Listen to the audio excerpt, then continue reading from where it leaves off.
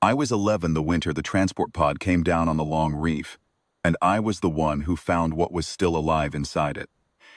My Uncle Gare ran the salvage rights on that stretch of the reef, 3 clicks of drifting hull wreck and frozen debris that the garrison didn't want, and nobody else could afford to claim. We lived on the Vero platform, a converted ore hauler bolted to an asteroid the size of a barn, and every able body on it worked the cutting crews. I was small for my age and not much use with a torch, so my job was inventory, crawling into the gaps the big suits couldn't reach, and tagging whatever was worth hauling out. The pod had come down hard, half buried in ice slag, and when Gar's crew cracked the hull, they found a cargo cage in the back, twisted but intact. Inside it was something that made 2 of the cutters back out so fast they left their gear behind. It was big, bigger than a loader, with a long low skull and a hooked beak like a can opener, and its body was covered in overlapping plates the color of rust and ash, plates that I'd later learn could lie flat and smooth, or stand up bristling like a dog's hackles when it was angry. One wing was bent wrong against the cage bars. It didn't move when the light hit it. Gar's foreman said it was dead, or near enough, and that the cage alone was worth more than the carcass. Some collector would pay for an intact specimen of whatever it was. Gar had the cage hauled to the back of the yard and left it there, figuring the cold would finish the job before anyone had to deal with it. Nobody assigned anybody to watch it. Nobody wanted the job. I went back that night because I was curious, because the yard at night was the only place on Vero that was quiet. It wasn't dead. Its eye was open, one eye, the other swollen shut, and it was watching me through the bars with a kind of stillness that I understood. Even at 11, not the stillness of something that had given up. It was the stillness of something conserving everything it had left. I didn't touch it. I sat down outside the cage on an upturned crate, because my feet were cold and I didn't want to walk back to the bunks yet. And because the silence was getting to me, I started humming. Just under my breath, the way my mother used to when she worked, before she shipped out and didn't come back. I didn't even notice I was doing it until the creature's breathing changed, slowed. The plates along its neck, which had been standing up stiff, settled flat. I came back the next night, and the next. I brought it water in a drum lid, and then scraps from the mess. Nobody tracked food that closely on Vero, and a growing boy stealing extra rations wasn't unusual. Never told anyone. Gar would have had the cage moved, or worse, if he'd known the thing was healing instead of dying. I named it Hook, because of the beak, and because 11-year-olds name things, and because it felt wrong to keep calling something that big and patient it.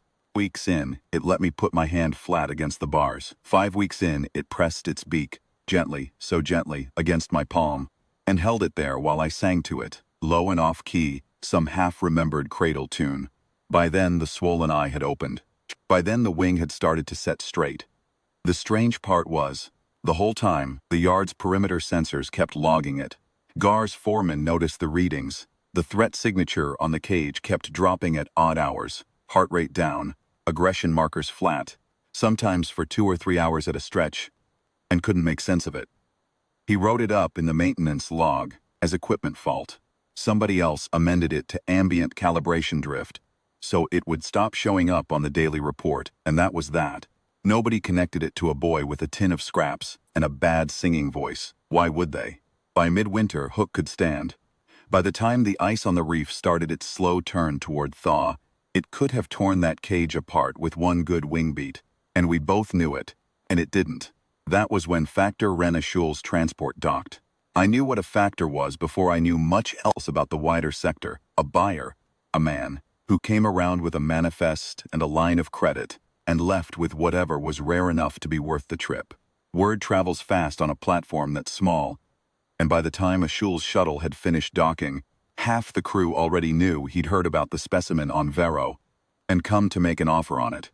Live, this time, healed enough to be worth more. Gar met him at the cage with the kind of smile he used when he thought he'd gotten lucky.